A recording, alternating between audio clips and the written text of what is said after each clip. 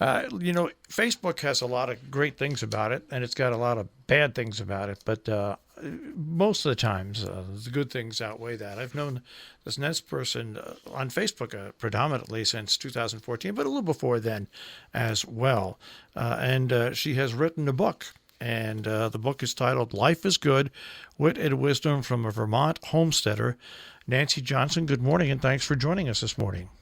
Good morning, Marshall. Thanks for having me. Like I said, I looked it up and I said, wow, I've really known, and we've conversed on Facebook and in other things for well over 6 years now. Yeah, kind of crazy. I didn't realize that you that you had written the book until you actually brought it out. I mean, my first question to you is, why did you decide to put these words in print actually on paper? Initially, I'm not a writer. I'm an accidental writer. Yeah. And it started because friends on Facebook, as a matter of fact, complained about their day or reading about other people's ugly memes and political angry things. And she said, please, tell me about your day. Tell me what you saw, what you did. And so I started doing that. And from there, I gained readers. And then people said, please, write a book. And I thought, I'm not a writer. No. Finally, somebody said, really, you should. I love your work, and if you write a book, I'll help you. So I rolled up my sleeves, got several books worth written, and then he crapped out on me. I didn't know what to do from there.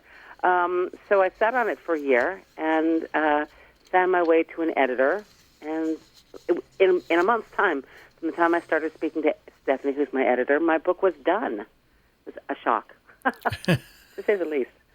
So now we'll talk a little bit about you personally, where you're from, how you grew up, and what I find out with almost, I'll say 90% of the interviews I do, people end up doing something in life that is such an offshoot from what they were doing before that. So let's talk a little bit about your background, Nancy. Okay, well, I grew up in Brooklyn Heights, Patty-Duke in Brooklyn Heights. But I never belonged there. I never, ever belonged in the city, and eventually met a man from the Hudson Valley and married him and moved to Chatham. And then from there we moved to Millerton, which is how I got to know you and all the other wonderful people down that way, and Sharon and places. So from there I moved we had 4 children, 4 boys, and then we moved to Vermont. I'm a singer-songwriter. That's what I consider myself. Well, that's how I think that's how I first met you, when you were in that phase. Well, I'm still in that phase. I'm still singing and writing songs. Still doing that, but also I'm writing books.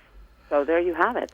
Well, seeing how life goes. Yeah. Well, I think because when I look at your book and I look at your introduction.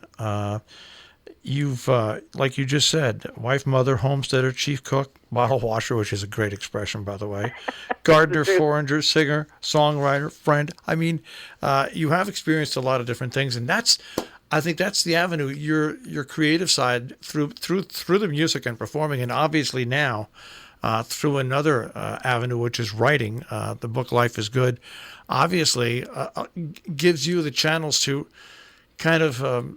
Life is like a checking account. You take a lot in, but it's also good. You can't have too much in without letting some of it out. Oh, that's a wonderful analogy. Oh, really? Yeah, you're absolutely right. It pours in, and after a while, it just comes back out. You just can't help it. Now, what we're talking about with Nancy is her book, Life is Good, Wit and Wisdom from a Vermont Homesteader.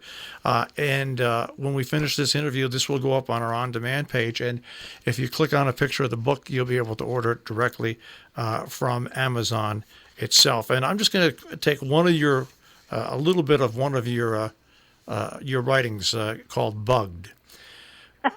Last night, I went to a music jam, and as I was standing there, my right side kept tickling me as though a bug was crawling on me. I kept trying to find the bug and sweep it away to no avail.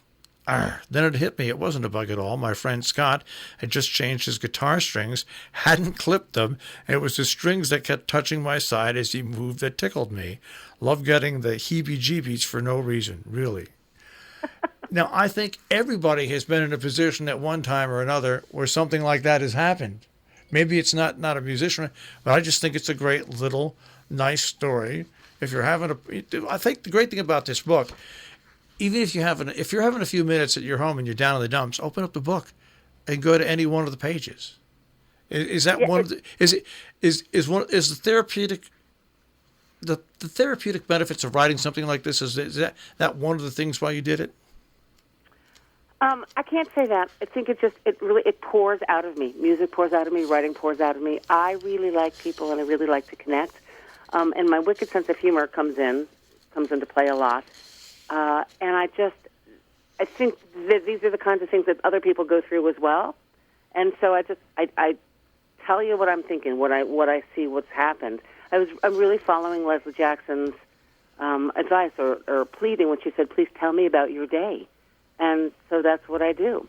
And I never considered myself a writer, and I don't think part of it is that I don't really have a novel in me.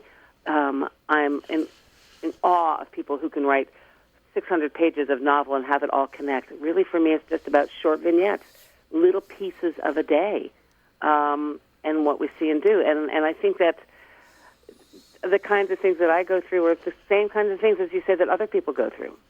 And Well, I just sit down and writing. The thing I like about this book, and I'm sure people remember Chicken Soup, Thoughts for the Soul, and everything, that the book that came out, and the many books that follow on that.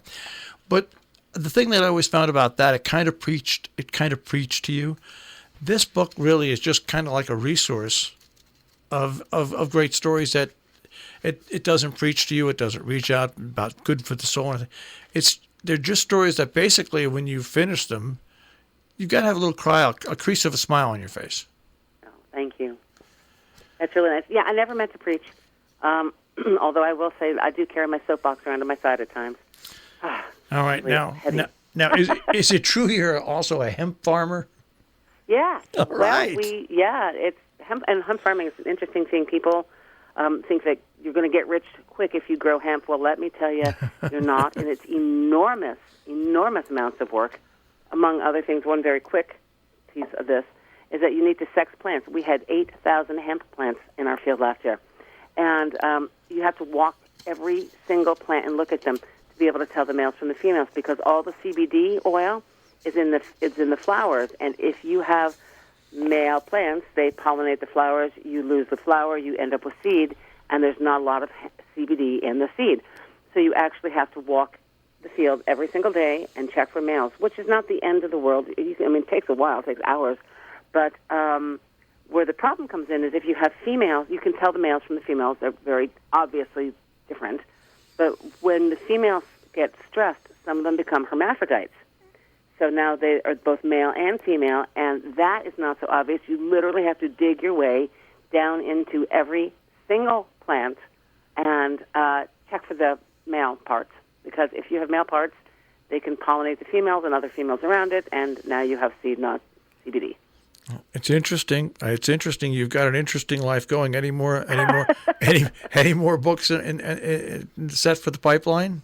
Yeah, I've got one on dog stores I'm working on. I've got a Christmas book coming out hopefully this Christmas, and I'm working on a cookbook. Well, once again, Life is Good, Wit and Wisdom from a Vermont homesteader, Nancy Johnson. Nancy, it's great to finally talk to you again, because I can remember many, many years ago talking to you. I think you even came into the station and performed with NASCAR Dave one day, I think. Oh, yeah, we did. That was me and Lori McGee. Yep. We came in to raise money for the food pantry. Yeah, absolutely. Well, it's nice speaking to you again, and stay in contact, and I'll keep following you on Facebook. Thank you, Marshall. It was lovely to speak with you, too. Have a wonderful day. Take care, Nancy. Thanks. Bye. Once again, Life is Good, Wit and Wisdom from a Vermont homesteader, Nancy Johnson. You can find it on Amazon.